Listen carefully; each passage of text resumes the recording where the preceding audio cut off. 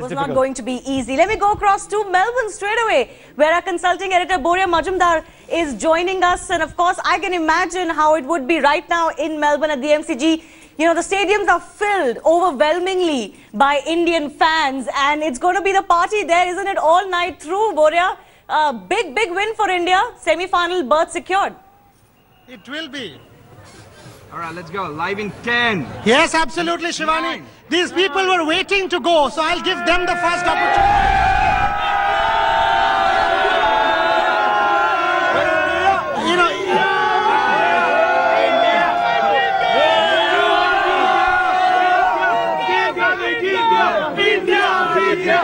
You know, what?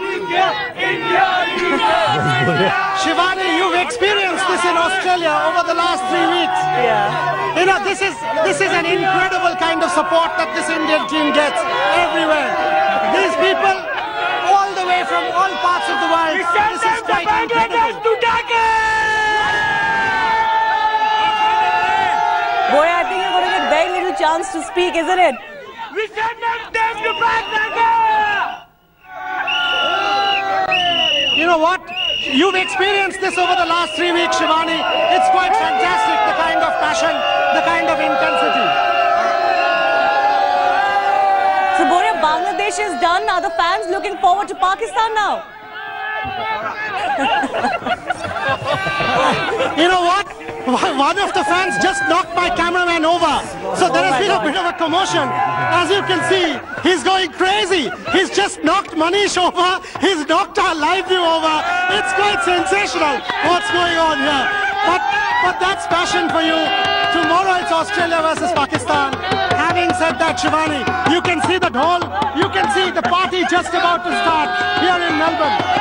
It's quite incredible. It is quite incredible what you're seeing out here. All right, let's just soak in the visuals we're getting from Melbourne. But Andrew, well, you said 300 was too much for Bangladesh, but did you expect such a weak show from the batting? Rohit Kohli, you rock, man. I thought they'd get a lot. Well, look, I didn't think they'd get close. Maybe give a fight. Yeah, I thought they'd get closer. Once they lost those first 2 wickets in the sort of first 10 or 12 overs, was always going to make things very difficult going for them. But India, you know, closed them out of the game completely in their second half. You know, they put up a good effort in the middle period, at the start, the middle period of the first innings.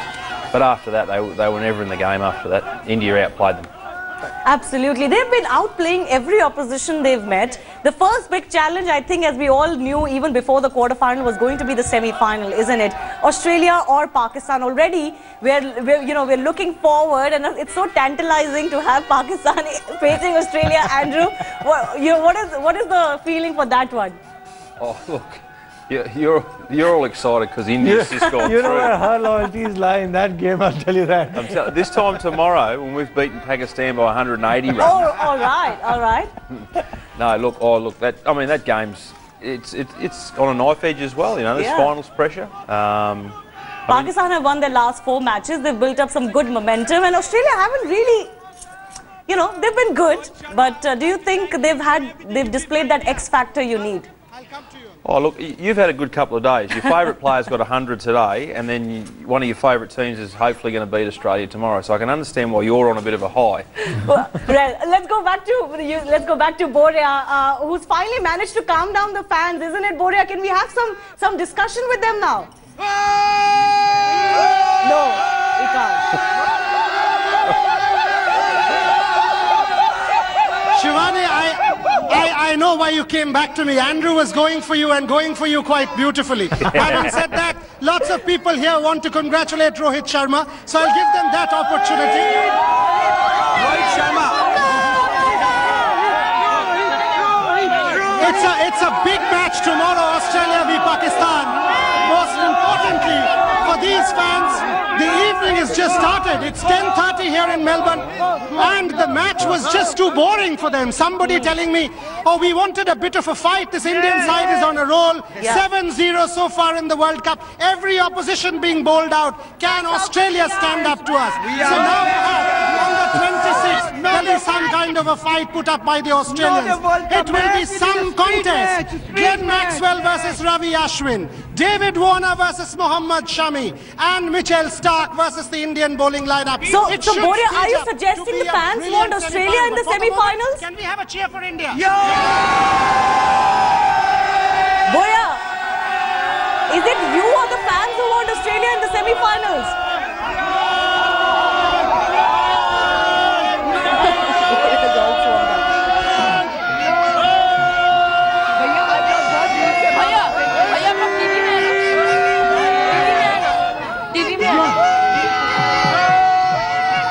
But I can tell you, fans are smacking their lips already, isn't it, with the possibility of an India-Pakistan semi-final. Andrew's giving me that look again, I don't know why. But Boria, what do the fans in Melbourne want? They must surely want an India-Pakistan clash.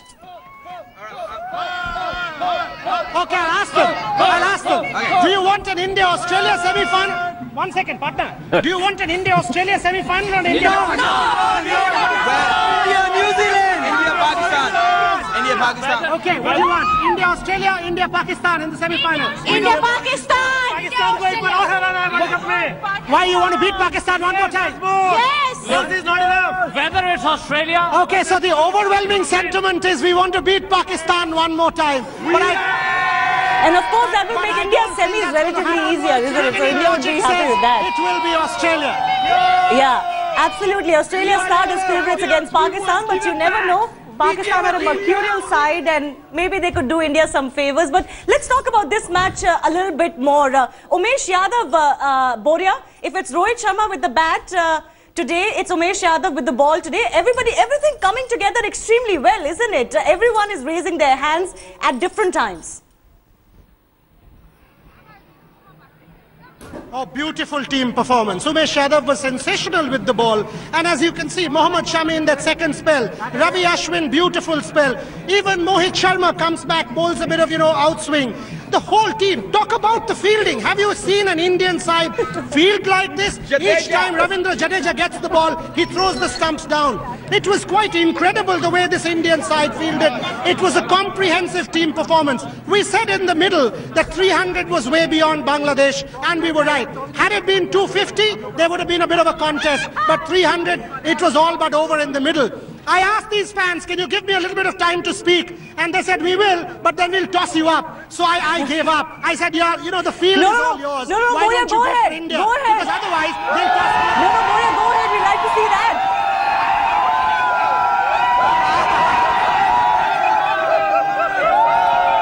Boria's in jeopardy there, isn't it, with the Indian fans? His life's at risk there. He'll get crushed.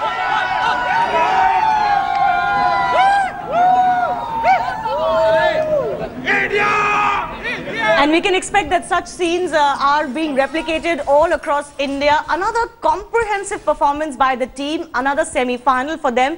And whether it's Australia or Pakistan, would you say India would start as the dominant team, regardless of who the opposition is in the semi-final now? Well, I guess we'll have to try and work out our processes. If you're playing Australia, you'll have to obviously, not start as favourites, but the kind of cricket that we're playing. You're saying India won't be favourites against Australia? Not as favourites, but I'd say 50-50 maybe. Absolutely. You'd be wanting to call it a 50-50 game, and on that process, whoever takes the first 10 overs will make all the difference, because it's a high-pressure game. Two top sides of the world will be taking on each other, and beating Australia in their own backyard, Shivani, is not an easy task. I was going to ask Andrew about the percentage for India-Pakistan, but I won't do that. Lest he should go and start pulling my leg again. But a beautiful performance for India. Let's just take a look at the final scorecard once again. 302 is what India posted, and almost everyone believed that's going to be too much for the Bangladesh side. Yes, they've had good batsmen. Mahmudullah, of course, posting 2 back-to-back centuries for them in the World Cup and against good opposition. But against the Indian bowling lineup, which hasn't faltered at all in this World Cup, 193 is all they could manage. 109 runs victory for India. We keep thinking, Andrew, 6 matches in 6 in the knockouts, 60 wickets for the bowlers, 3 centurions, everybody coming to the party. And we kept talking about that one day, the law of averages catching up. But if this performance is anything to go by, the Indian team, is absolutely unbreakable right now. I think if you look at the whole situation, the one thing that is really standing out now is the consistency of India. Absolutely. Across the board, the batsmen, all the batsmen and all the bowlers have done a job at different points in the tournament, which gives you a great deal of confidence if you're an Indian supporter. So, I mean, there's terrific things to look at as an Indian fan and as an Indian coach or player. Yeah. India are in good stead to really put their best foot forward in the upcoming games. Upcoming game, maybe against Pakistan, we don't know. We'll not talk about it for a little bit, but it's inevitable that we will end up talking about that next quarter-final, Australia versus Pakistan, and that winner of that match is going to face India. Let me go across first to Kolkata, though, another sports-crazy city which is celebrating India's win in the quarters today. Indrajit Kundu joining me from Kolkata. What's the mood in Kolkata now, Indrajit? Already talks of a semi-final and looking forward to who we face in the semi-final? Well, absolutely. Kolkata too is delighted, as much as the cricket fans in Melbourne. We were just hearing how excited they were. And Kolkata too was eagerly waiting for this match, not because it was about India, but also because Bangladesh was creating history by qualifying into the quarterfinals. However, India has won. Most cricket fans here in Kolkata were rooting for India, and they are happy that they have now qualified for the semi-finals, and they might look forward to an Indo-Pak clash once again. So let's hear it from the Kolkata fans. It was a great performance, stellar performance by India. Straight wins, consecutive back-to-back wins. You think they are going to go into the semi-finals with a lot of morale? Yeah, the way Rohit has played back, because he was not clicking back in past, but the way he has performed, it's surely that India is going to back up, because everybody's performing right now. It's the peak time in the semi-finals to perform, and right now the way India is bowled out, it's the 7th match when India has all out every damn team. So it's a very good confidence booster. I would say India is surely good. Initially, India lost 2 successive wickets, but they came back really well. Fans in Kolkata, but time for us to slip into a very short break. When we come back, we'll talk more with Andrew and Nikhil as well. Another special guest will be joining us soon. Don't go anywhere, because Saurav Ganguly will give his analysis of the match very, very soon on Headlines Today. A short break, 2 minutes, and we'll be right back. You're watching the Cup That Matters. Easy win for India against Bangladesh in the quarter-final, and now they're looking forward to a semi-final against Australia or Pakistan. I'm Shivani Gupta. Joining me, Rajdeep Sardesai, our consulting editor. Rajdeep, how was the win today? It was easy. It was much too easy. It was much too easy, which is good, because it shows that, India is on a roll. But you would have liked a tougher fight from Bangladesh. Yeah. I mean, I think they had an opportunity at 130 for 4, yep. 130 for 3. India was in a spot of bother in that 30th over, and then it changed in the last 20 overs. And I'm just wondering, and maybe Andrew, you have an answer to this, because cricket works in millimeters. There was that one decision with Suresh Raina, ball pitched just outside the leg stump, otherwise he was plumb. And that could have changed the match. I mean, the Bangladeshis for about 2 hours gave us a good fight, and then just became Bangladesh all over again. And don't forget that Rohit Sharma dismissal catch, which was given a no ball, which was not a no ball. By then we were sort of 230, 240, we were sort of motoring along. I'm just wondering whether the Raina wicket at that stage, at 140 for 4, would have put... But your sense, Andrew, is this really an Indian team now, which is just like a Rolls Royce, bowling 70 wickets, batting 300 every time that we've gone in and batted first? I mean, should the Australians be scared of us now?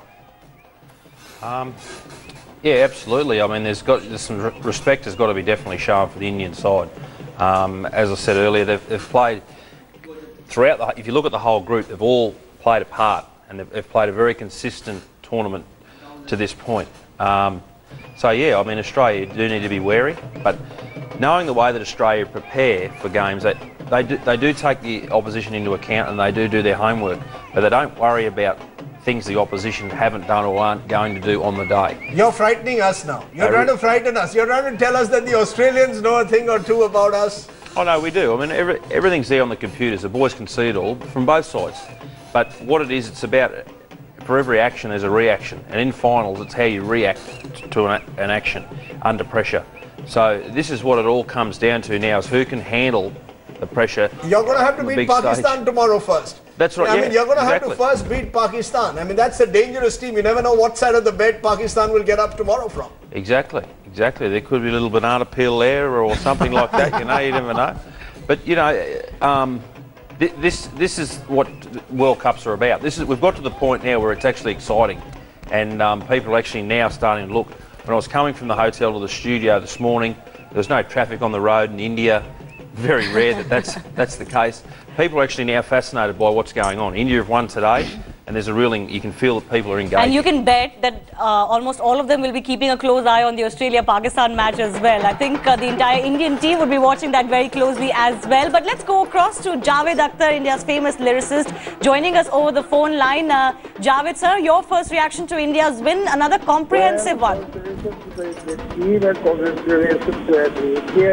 It was very, very well deserved that one is feeling so confident, you know.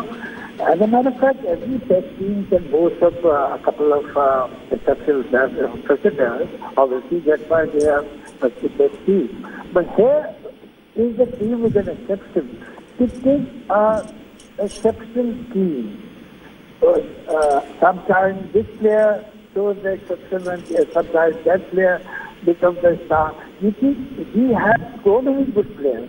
On batting time, it's so deep that somewhere or the other, he can resist the opposition's bowling. On the other side, the bowling team is performing so well that this is the seventh time that we have taken all the wickets of the opposition. That's right. And fielding is improving by match and match. I think the only catch, which was obviously a very difficult catch, that was dropped by Shekhar, but then it was compensated by an exceptional catch by Dhoni. Right. So, do you feel there's nothing that can stop India now? Do you think this is their title now, their title to lose? Well, let's not forget that it's cricket, but we have all the reason, all the logic to believe that we will win. Javed Akhtar, I appreciate you joining us and talking to us, but Nikhil, there's another fact, and it's been flashing on the screen. Mahendra Singh Dhoni's won 100 one-day international. That's no mean achievement. The only two other captains to have done that, Alan Border and Ricky Ponting, who played in great Australian sides. For Mahendra Singh Dhoni to have achieved that with Team India is quite special. And I think, you know, today is a day to celebrate also Mahendra Singh Dhoni. Again, took a great catch. I don't think he again let off a single bye. He hasn't given a smile. Very rarely do you see a smile. Yeah, he took his helmet off while batting, and it, kind of rolled back the ears a little bit. Yeah, I'm getting a sense, Shivani, and I don't know whether Nikhil you agree with this. I get a sense that Dhoni is more relaxed in this World Cup than ever before. He knows it's his last World Cup.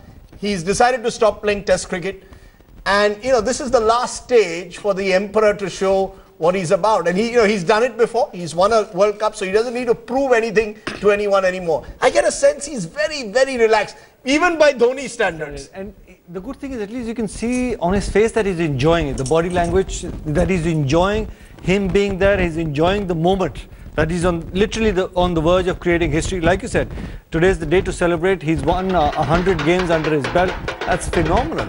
And don't forget that he's come from a point transforming the side when he had somebody like a Saurav Ganguly transform the side when he had Sehwag in his side, Yuvraj Singh, Harbhajan Singh. Now he had to build a side going into the World Cup in Australia, and he's been phenomenal. We've had literally a hangover when we played the Test series at home in Australia, then the Tri series, that didn't work very well, and then to come around and win 7 out of 7 in the World Cup, that's been just phenomenal. You look at the bowlers. He took them away for about 10 days just after the Tri series. All of a sudden, where the bowlers were finding it very, very difficult to pick up wickets in those sort of conditions, now they can't put a foot wrong. So phenomenal. He's obviously got that Midas touch, Rajdeep, that everybody talks about. And I'm just so happy for him. Interesting you mentioned how relaxed Dhoni is looking, because you could see that in the practice as well. For the entire Indian team, they're taking it calmly, they're taking it coolly. It's not just Dhoni, it's the others as well. And even the staff with Ravi Shastri there, you notice that, everything is relaxed. You practice when you have time, but you don't have to practice each day. It's not like, you have to go through the drills and you're being hectic about that routine. They're taking their time, they're enjoying themselves, they're going out, but they're also focusing. And I think each team member who comes for the press conferences mentioned, we know what to do and we are focused on what we need to do. Exactly, Shivani. Something seems to have happened in that 1 week when the team went away. Suddenly it was the perfect time for India to fail, really. You've got Umesh Yadav, who used to bowl at least 1 4-ball in every over. First spell, 5 overs, 9 runs, 1 wicket, quick, bowled fast. Andrew, something seems to have happened. How big a cricketer is Mahendra Singh Dhoni? You played against him. You've seen him at work. Is he someone you'd say, if you had to pick a one-day side, all-time one-day side, he'd be very much there, up and about. He and Adam Gilchrist, when it had to come to choose the wicket-keeper batsman. He's not in my all-time 12. Adam Gilchrist is in my all-time 12. But I think the thing with Mahendra Singh Dhoni is his decision-making has been very clear. And what he's done is the decisions that he's made and the way he's backed and given the confidence, especially to his bowling unit, has really helped them stick together. When you look here, there's the results. There seems to be a couple of fellows on the top of that list there. I don't know where they hail from, but they seem to have done quite well. And then Dhoni, obviously, he's just hit the 100 mark. And obviously, in India, there's all sorts of statistics being brought up. Yeah. He's running third in this one, but here it is. There's another hold on, guys. Andrew, I'm going to take you up on that. You're saying he's running third to Ricky Ponting and Alan Border in terms of, the most successful one-day captain. But just look at the side that Ricky Ponting played under. And look at the side. Well, Alan Border, to his great credit, had to build a side, much like Dhoni had to. But look at where Dhoni's come from. And Nikhil made the point. He had 2 sides really to captain. One which had the great Tendulkars and the Dravids and the Gangulis. And the other side is he's built this team, which is playing this World Cup, has been built by Mahendra Singh Dhoni over the last 4 years. So that 56.49% is a bit misleading. I don't think so. He's had players. He's had Ganguly, Sehwag, Yuvraj, Harbhajan. He's had some all-time players there. So some of these statistics, I think you're getting a little bit carried away with. The thing that is going to stand out, if he wins the World Cup, okay, go for your life. But India's still got to win 2 games. If he wins the World Cup, yeah, then he's the greatest ever one-day captain? No, he won't be, no. Ricky Ponting's the greatest ever one-day for having won those 2 World Cups and having won 3 World Cups on his own. Yeah. Okay. I'll tell you one statistic which is interesting right now. We're having a battle between MS Dhoni and Ricky Ponting. This is his 14th win in a World Cup. 16 out of 16 matches. 1 was a no result, lost 1. So actually his win percentage in World Cups has gone higher than Ricky Ponting. So that's one table, Andrew, where MS Dhoni is doing better than Ricky Ponting right now. Has it? Is that yeah, right? it has. Yeah. Just by a margin, but it has gone up. Okay. All right. Is it? I don't think Ricky Ponting's lost a game as a captain in a World Cup, though. No, I think he has. Well, we were trying to check. Look, 2007, you didn't lose a single match. He lost to India. In 2003, I think you lost a game in South Africa, didn't you? Not a single game? Not in 2003. Get on your iPad there, Google. Okay, so you're saying right Ricky Ponting as captain hasn't lost a game. He's lost 2 matches in World Cup as captain. One was 2011. One was 2011. One was 2011. 2003, Australia was unbeaten. And the same in 2007. Okay. So we're going to carry this debate forward. Is Ricky Ponting the better captain than Mahendra Singh Dhoni? Andrew's sticking to his guns. Nikhil, do you want to challenge that? Is Dhoni, quite simply, given the team that he's had, given the team that he's had in his second avatar, Andrew's right. We had a great team in 2011. This 2015 team has been a team of youngsters. Absolutely. You see where Andrew's coming from. Ricky Ponting's got some fantastic, great players under him. You throw them in a situation, they'll all know how to go out there and react. Exactly. With Mahendra Singh Dhoni, the side that is in Australia, he's tried his combinations in the Tri-Series. He's come back, he's fought literally with the selectors, who he wants in the 11, who he's backing as players, and for his own good. Touch wood that all the guys have worked pretty good. And he's got them together as a unit. You look at the bowlers, like I said earlier, they were finding it difficult to pick up wickets. Now the quicker bowlers, they've got the new ball talking. I guess they must have regrouped, spoke about how important picking up wickets with the new ball is. If you don't do that, Ashwin and Jadeja will not be as effective as they are during that middle overs. So everybody's got that task cut out. And try and stick to your roles and fulfill your roles. And that's Mahendra Singh Dhoni. When you talk about the bigger picture, the larger picture, he's one man, Rajdeep, who's been able to ask his players to draw the smaller pictures. You do that correctly and the larger picture will take care of itself. And Shivani, it's interesting. I think India, and you can correct me because you've been travelling there, my sense is India is the only team in this World Cup which has played the same 11 throughout. we haven't changed our team at all. No, we did change once when Bhuvi came in. He wasn't part of the initial few matches, but that was because of the scare that injury There was just one change. But otherwise, we've stuck to the same 11 throughout the tournament. So there's consistency. You know, let's give credit to Dhoni. I'm a great Dhoni fan. So you can see that. I think Mahendra Singh Dhoni is the greatest captain India has produced in one-day cricket. And that includes Sourav Ganguly. And Sourav Ganguly spoke to me during the World Cup after the last group game. And he said he is India's greatest captain. And that coming from Sourav is actually quite a big compliment, isn't it? That's right. Well, I genuinely think so. Because I think, as I keep maintaining, Mahendra Singh Dhoni has brought a self-belief to a young side. I think Ganguly was fortunate. He had a much better crop of players at the time. But he did build players as well. He did build, the Sehwags, Zahir Khan. Agreed. But so has Dhoni now. Where was Jadeja till a few years ago? Raina plays so much better under him. You know, my sense is Dhoni has mastered the art of one-day cricket. And the irony is Test cricket, huge question mark over his captaincy. But moment it's one-day cricket, he's in blue, a completely different cricketer. The important question, though, if you could get that table up again, he's behind Alan Border by 7 wins. The important question, Rajdeep, is if he will continue to play enough to go ahead of Alan Border, because there is speculation about his retirement post.